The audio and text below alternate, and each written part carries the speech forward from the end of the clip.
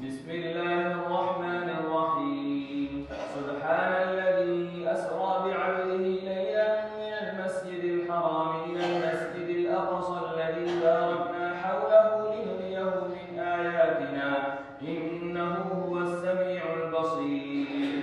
وآتينا موسى الكتاب وجعلناه هدى لبني إسرائيل ألا تتخذوا من دوني وكيلا ذرية من حملنا مع نوح إنه كان عبدا شكورا. وقضينا إلى بني إسرائيل في الكتاب لتفسدن في الأرض مرتين ولتعلن علوا كبيرا فإذا جاء وعد أولاهما بعثنا عليكم عبادا لنا أولي بأس شديد فجاسوا خلال الديار وكان وعدا مفعولا. ثم رددنا لكم الكرة عليهم وأمددناكم بأموال وبنين وجعلناكم أكثر نفيرا. إن أحسنتم أحسنتم لأنفسكم وإن أسأتم فلها فإذا جاء وعد الآخرة ليسوءوا وجوهكم وليدخلوا المسجد كما دخلوا أول مرة وليتبروا ما علوا تتبيرا. عسى ربكم أن يرحمكم وإن عدتم عدنا وجعلنا جهنم للكافرين حصيرا. إن هذا القرآن يهدي للتي هي أقوم ويبشر المؤمنين الذين يعملون الصالحات أن لهم أجرا كبيرا وأن الذين لا يؤمنون بالآخرة أعتدنا لهم عذابا أليما. ويدعو الإنسان بالشر دعاءه بالخير وكان الإنسان عجولا. وجعلنا الليل والنهار آيتين فمحونا آية الليل وجعلنا آية النهار مبصرة لتبتغوا فضلا من ربكم ولتعلموا عدد السنين والحساب وكل شيء فصلناه تفصيلا. وكل إنسان ألزمناه طائره في عنقه ونخرج له يوم القيامة كتابا يلقاه منشورا. اقرأ كتابك كفى بنفسك اليوم عليك حسيبا. من اهتدى فإنما يهتدي لنفسه ومن ضل فإنما يضل عليها ولا تزر وازرة وزر أخرى وما كنا معذبين حتى نبعث رسولا. وإذا أردنا أن نهلك قرية أمرنا متر فيها ففسقوا فيها فحق عليها القول فدمرناها تدميرا. وكم أهلكنا من القرون من بعد نوح وكفى بربك بذنوب عباده خبيرا بصيرا.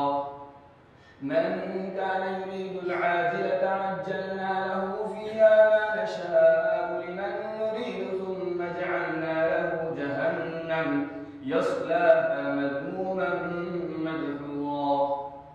ومن أراد الآخرة وسعى لها سعيها وهو مؤمن فأولئك كان سعيهم مشكورا. كلا نمد هؤلاء وهؤلاء من عطاء ربك وما كان عطاء ربك محظورا. انظر كيف فضلنا بعضهم على بعض وللآخرة أكبر درجات وأكبر تفضيلا. لا تجعل مع الله إلها آخر فتقعد مذموما مخذولا.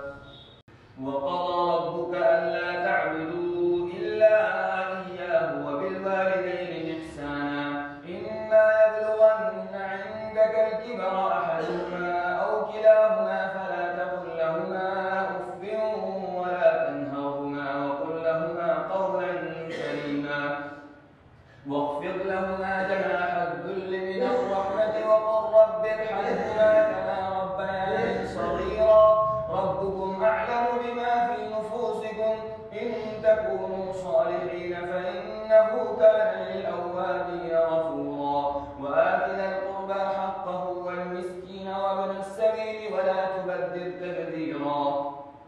إن المبذرين كانوا إخوان الشياطين وكان الشيطان لربه كفورا. وإما تعرضن عنهم ابتغاء رحمة من ربك ترجوها فقل لهم قولا ميسورا. ولا تجعل يدك مغلولة إلى عنقك ولا تبسطها كل البسط فتقعد ملوما محسورا. إن ربك يبسط الرزق لمن يشاء ويقدر إنه كان بعباده خبيرا بصيرا. ولا تقتلوا أولادكم خشية إملاق نحن نرزقهم وإياكم إن قتلهم كان خطأ كبيرا. ولا تقربوا الزنا إنه كان فاحشة وساء سبيلا. ولا تقتلوا النفس التي حرم الله إلا بالحق ومن قتل مظلوما فقد جعلنا لوليه سلطانا فلا يسرف في القتل إنه كان منصورا.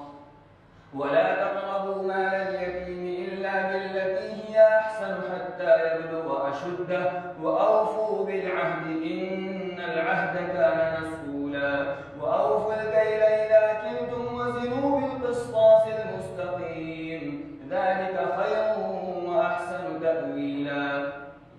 ولا تقف ما ليس لك به علم إن السمع والبصر والفؤاد كل أولئك كان عنه مسؤولا. ولا تمش في الأرض مرحا إنك لن تخرق الأرض ولن تبلغ الجبال طولا كل ذلك كان سيئه عند ربك مكروها. ذلك مما أوحى إليك ربك من الحكمة. ولا تجعل مع الله إلها آخر فتلقى في جهنم ملوما مدحورا. أفأصفاكم ربكم بالبنين واتخذ من الملائكة إناثا إنكم لتقولون قولا عظيما.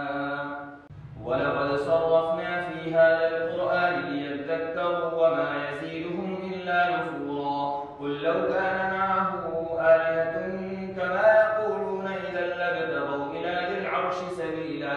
سبحانه وتعالى عما يقولون علوا كبيرا. تسبح له السماوات السبع والأرض ومن فيهن وإن من شيء إلا يسبح بحمده ولكن لا تفقهون تسبيحهم إنه كان حليما غفورا. وإذا قرأت القرآن جعلنا بينك وبين الذين لا يؤمنون بالآخرة حجابا مستورا. وجعلنا على قلوبهم أكنة أن يفقهوه وفي آذانهم وقرا. وإذا ذكرت ربك في القرآن وحده ولوا على أدبارهم نفورا. نحن أعلم بما يستمعون به إذ يستمعون إليك وإذ هم نجوى إذ يقول الظالمون إن تتبعون إلا رجلا مسحورا. انظر كيف ضربوا لك الأمثال فضلوا فلا يستطيعون سبيلا. وقالوا أإذا كنا عظاما ورفاتا أإنا لمبعوثون خلقا جديدا. قل كونوا حجارة أو حديدا أو خلقا مما يكبر في صدوركم فسيقولون من يعيدنا قل الذي فطركم أول مرة فسينغضون إليك رؤوسهم ويقولون متاه قل عسى أن يكون قريبا. يوم ندعوكم فتستجيبون بحمده وتظنون إن لبثتم إلا قليلا. وقل لعبادي يقولوا التي هي أحسن إن الشيطان ينزغ بينهم إن الشيطان كان للإنسان عدوا مبينا. ربكم أعلم بكم إن يشاء يرحمكم أو إن يشاء يعذبكم وما أرسلناك عليهم وكيلا. وربك أعلم بمن في السماوات والأرض ولقد فضلنا بعض النبيين على بعض وآتينا داود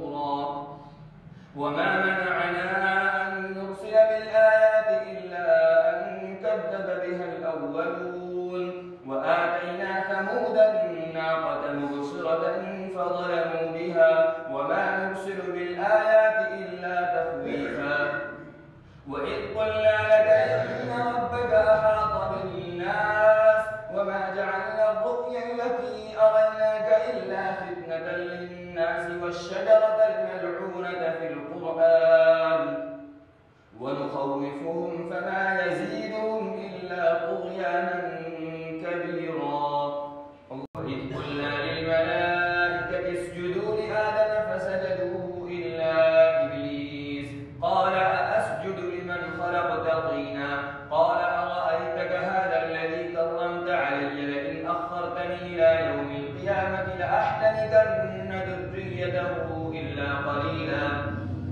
قال اذهب فمن تبعك منهم فإن جهنم جزاؤكم جزاء موفورا.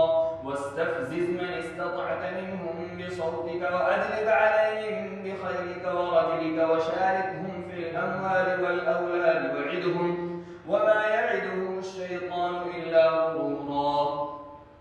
إن عبادي ليس لك عليهم سلطان وكفى بربك وكيلا. ربكم الذي يزجي لكم الفلك في البحر لتبتغوا من فضله إنه كان بكم رحيما. وإذا مسكم الضر في البحر ضل من تدعون إلا إياه فلما نجاكم إلى البر أعرضتم وكان الإنسان كفورا. أفأمنتم أن يخسف بكم جانب البر أو يرسل عليكم حاصبا ثم لا تجدوا لكم وكيلا. أم أمنتم أن يعيدكم فيه تارة أخرى فيرسل عليكم قاصفا من الريح فيغرقكم بما كفرتم ثم لا تجدوا لكم علينا به تبيعا. ولقد كرمنا بني آدم وحملناهم في البر والبحر ورزقناهم من الطيبات وفضلناهم على كثير ممن خلقنا تفضيلا. يوم ندعو كل أناس بإمامهم فمن أوتي كتابه بيمينه فأولئك يقرؤون كتابهم ولا يظلمون فتيلا. ومن كان في هذه أعمى فهو في الآخرة أعمى وأضل سبيلا. وإن كادوا ليفتنونك عن الذي أوحينا إليك لتفتري علينا غيره وإذا لاتخذوك خليلا. ولولا أن ثبتناك لقد كدت تركن إليهم شيئا قليلا. إذا لأذقناك ضعف الحياة وضعف الممات ثم لا تجد لك علينا نصيرا. وإن كادوا ليستفزونك من الأرض ليخرجوك منها وإذا لا يلبثون خلافك إلا قليلا. سنة من قد أرسلنا قبلك من رسلنا ولا تجد لسنتنا تحويلا. أقم الصلاة لدلوك الشمس إلى غسق الليل وقرآن الفجر إن قرآن الفجر كان مشهودا. ومن الليل فتهجد به نافلة لك عسى أن يبعثك ربك مقاما محمودا. وقل رب أدخلني مدخل صدق وأخرجني مخرج صدق واجعل لي من لدنك سلطانا نصيرا. وقل جاء الحق وزهق الباطل إن الباطل كان زهوقا. وننزل من القرآن ما هو شفاء ورحمة للمؤمنين ولا يزيد الظالمين إلا خسارا. وإذا أنعمنا على الإنسان أعرض ونأى بجانبه وإذا مسه الشر كان يئوسا. قل كل يعمل على شاكلته فربكم أعلم بمن هو أهدى سبيلا. ويسألونك عن الروح قل الروح من أمر ربي وما أوتيتم من العلم إلا قليلا. ولئن شئنا لنذهبن بالذي أوحينا إليك ثم لا تجد لك به علينا وكيلا إلا رحمة من ربك إن فضله كان عليك كبيرا. قل لئن اجتمعت الإنس والجن على أن يأتوا بمثل هذا القرآن لا يأتون بمثله ولو كان بعضهم لبعض ظهيرا. ولقد صرفنا للناس في هذا القرآن من كل مثل فأبى أكثر الناس إلا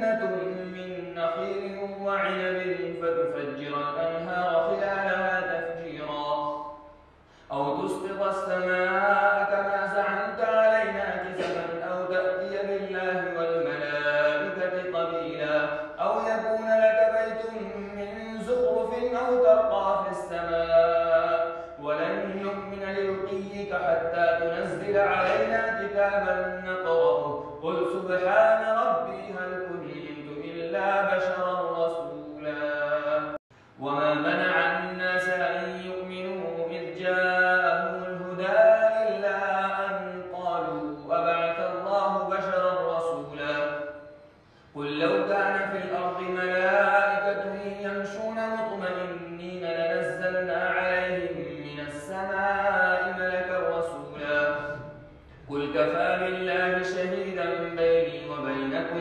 إنه كان بعباده خبيرا بصيرا ومن يهد الله فهو المهتد ومن يضلل فلن تجد لهم أولياء من دونه ونحشرهم يوم القيامة على وجوههم عميا وبكما وصما مأواهم جهنم كلما خبت زدناهم سعيرا ذلك جزاؤهم بأنهم كفروا بآياتنا وقالوا أإذا كنا عظاما ورفاتا أإنا لمبعوثون خلقا جديدا أولم يروا أن الله الذي خلق السماوات والأرض قادر على أن يخلق مثلهم وجعل لهم أجلا لا ريب فيه فأبى الظالمون إلا كفورا قل لو أنتم تملكون خزائن رحمة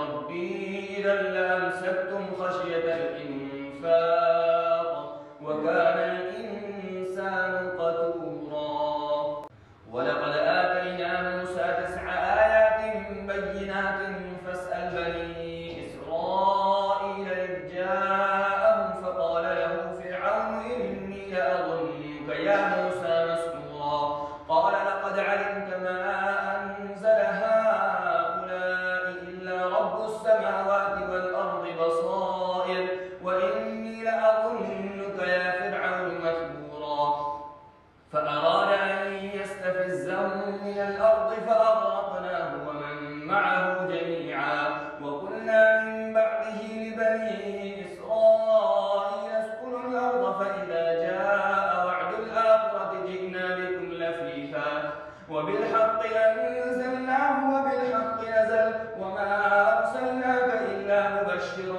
ونذيرا وقرآنا فرقناه لتقرأه على الناس على مكث ونزلناه تنزيلا قل آمنوا به أو لا تؤمنوا إن الذين أوتوا العلم من قبله إذا يتلى عليهم يخرون للأذقان سجدا ويقولون سبحان ربنا إن كان وعد ربنا لمفعولا ويخرون للأذقان يبكون ويزيدهم خشوعا الله أكبر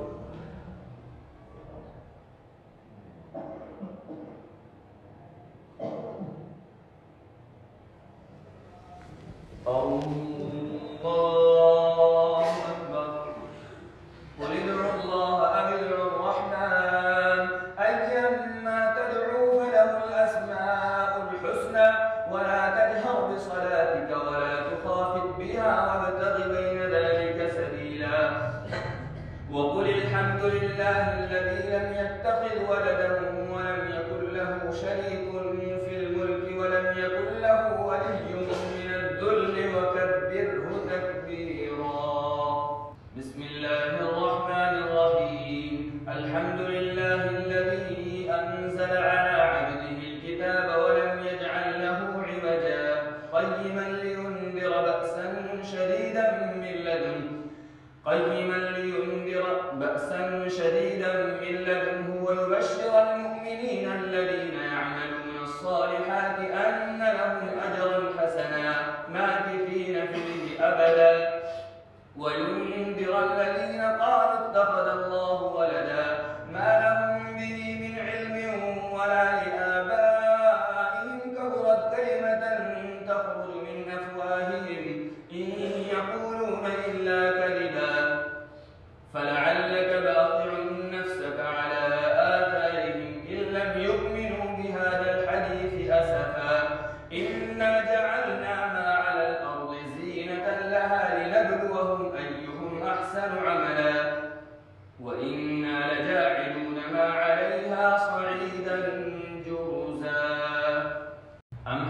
أن أصحاب الكهف والرقيم كانوا من آياتنا عجبا إذ أوى الفتية إلى الكهف فقالوا ربنا آتنا من لدنك رحمة وهيئ لنا من أمرنا رشدا فضربنا على آذانهم في الكهف سنين عددا ثم بعثناهم لنعلم أي الحزبين أحصى لما لبثوا أمدا نحن نقص عليك نبأهم بالحق إنهم فتية آمنوا بربهم وزدناهم هدى وربطنا على قلوبهم إذ قاموا فقالوا ربنا رب السماوات والأرض لن ندعو من دونه إلها لقد قلنا إذا شططا هؤلاء قوم اتخذوا من دونه آلهة لولا يأتون عليهم بسلطان بين فمن أظلم ممن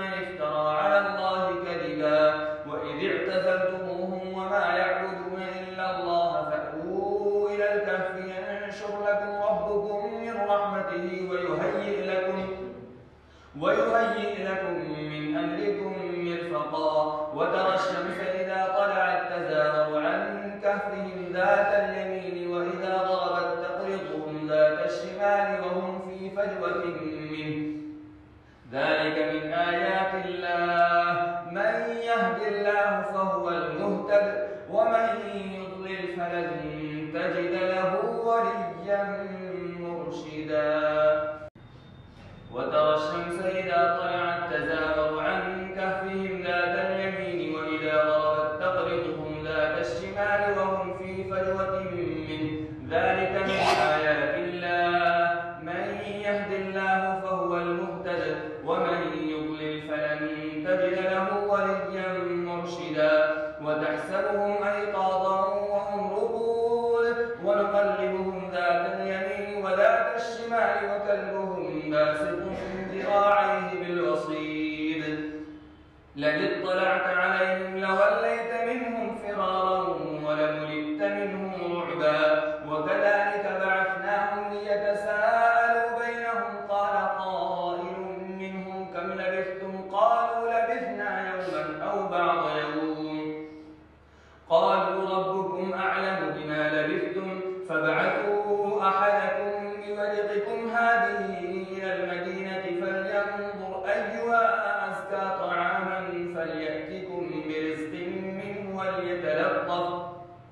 وليتلطف ولا يشعرن بكم أحدا إنهم إن يظهروا عليكم يرجموكم أو يعيدوكم في ملتهم ولن تفلحوا إذا أبدا وكذلك أعثرنا عليهم ليعلموا أن وعد الله حق وأن الساعة لا ريب فيها إذ يتنازعون بينهم أمرهم فقالوا بنوا عليهم بنيانا ربهم أعلم بهم قال الذين غلبوا على أمرهم لنتخذن عليهم مسجدا سيقولون ثلاثة رابعهم كلبهم ويقولون خمسة سادسهم كلبهم رجما بالغيب ويقولون سبعة وثامنهم كلبهم قل ربي أعلم بعدتهم ما يعلمهم إلا قليل فلا تمار فيهم إلا مراء ظاهرا ولا تستفت فيهم منهم أحدا ولا تقولن لشيء إني فاعل ذلك غدا إلا أن يشاء الله واذكر ربك إذا نسيت وقل عسى أن يهديني ربي لأقرب من هذا رشدا ولبثوا في كهفهم 300 سنين وازدادوا 9 قل الله أعلم بما لبثوا له غيب السماوات والأرض أبصر به وأسمع ما لهم من دونه من ولي ولا يشرك في حكمه أحدا واتل ما أوحي إليك من كتاب ربك لا مبدل لكلماته ولن تجد من دونه ملتحدا واصبر نفسك مع الذين يدعون ربهم بالغداة والعشي يريدون وجهه ولا تعد عيناك عنهم تريد زينة الحياة الدنيا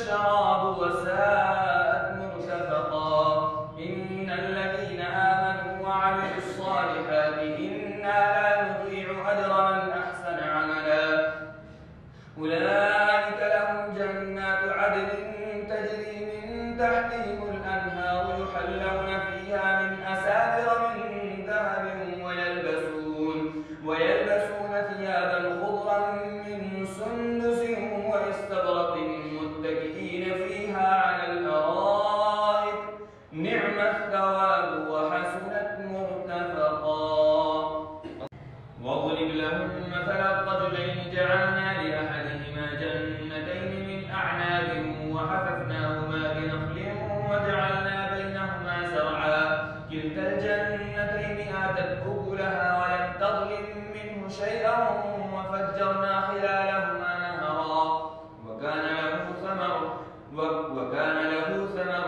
فقال لصاحبه وهو يحاوره أنا أكثر منك مالا وأعز نفرا ودخل جنته وهو ظالم لنفسه قال ما أظن أن تبيد هذه أبدا وما أظن الساعة قائمة ولئن رددت إلى ربي لأجدن خيرا منها منقلبا قال له صاحبه وهو يحاوره أكفرت بالذي خلقك من تراب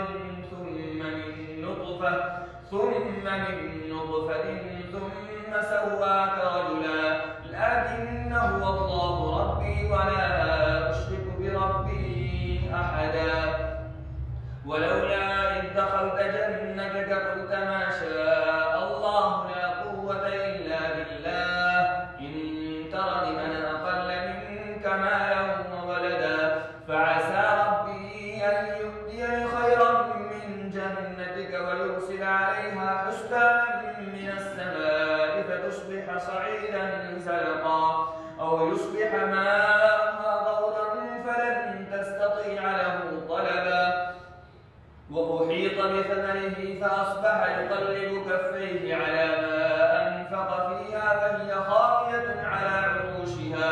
وهي خاوية على عروشها ويقول يا ليتني لم أشرك بربي أحدا ولم تكن له فئة ينصرونه من دون الله وما كان منتصرا هنالك الولاية لله الحق هو خير ثوابا وخير عقبا واضرب لهم مثل الحياة الدنيا كماء أنزلناه من السماء فاختلط به نبات الأرض فأصبح هشيما تذروه الرياح وكان الله على كل شيء مقتدرا المال والبنون زينة الحياة الدنيا والباقيات الصالحات خير عند ربك ثوابا وخير أملا ويوم نسير الجبال وترى الأرض بارزة وحشرناهم فلم نغادر منهم أحدا وعرضوا على ربك صفا لقد جئتمونا كما خلقناكم أول مرة بل زعمتم أن لن نجعل لكم موعدا ووضع الكتاب فترى المجرمين مشفقين مما فيه ويقولون يا ويلتنا ما لهذا الكتاب لا يغادر صغيرة ولا كبيرة إلا أحصاها ووجدوا ما عملوا حاضرا ولا يظلم ربك أحدا إذ قلنا للملائكة اسجدوا لآدم فسجدوا إلا إبليس كان من الجن ففسق عن أمر ربه أفتتخذونه وذريته أولياء من دوني وهم لكم عدو بئس للظالمين بدلا ما أشهدتهم خلق السماوات والأرض ولا خلق أنفسهم وما كنت متخذ المضلين عضدا ويوم يقول نادوا شركائي الذين زعمتم فدعوهم فلم يستجيبوا لهم وجعلنا بينهم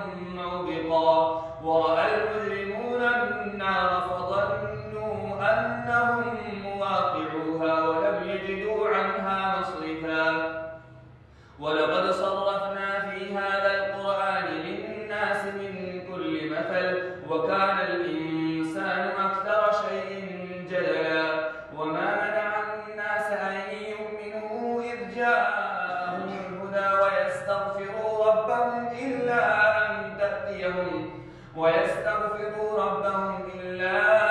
تأتيهم سنة الأولين أو يأتيهم العذاب قبلا وما نرسل المرسلين إلا مبشرين ومنذرين ويجادل الذين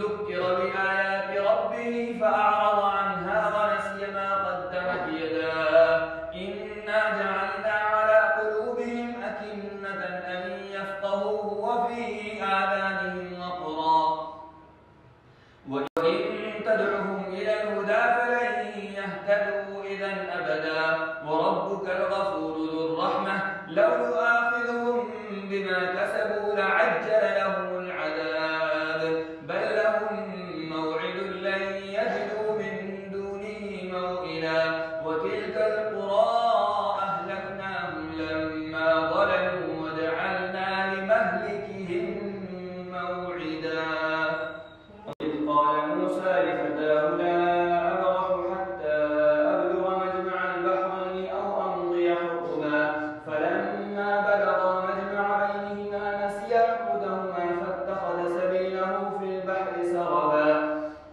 فلما جاوزا قال لفتاه آتنا غداءنا لقد لقينا من سفرنا هذا نصبا قال أرأيت إذ أوينا إلى الصخرة فإني نسيت الحوت وما أنسانيه إلا الشيطان أن أذكره واتخذ سبيله في البحر عجبا قال ذلك ما كنا نبغي فارتدا على آثارهما قصصا فوجدا عبدا من عبادنا آتيناه رحمة من عندنا وعلمناه من لدنا علما قال له موسى هل أتبعك على أن تعلمني مما علمت رشدا قال إنك لن تستطيع معي صبرا وكيف تصبر على ما لم تحط به خبرا قال ستجدني إن شاء الله صابرا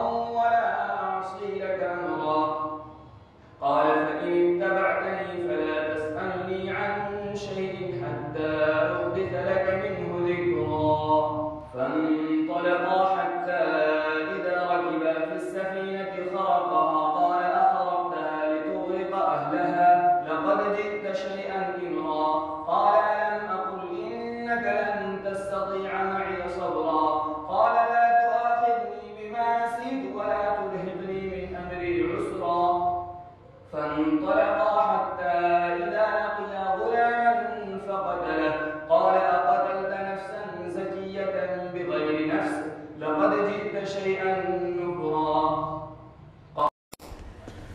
Thanks for watching. Don't forget to like, comment, share and subscribe to Al Wahid channel.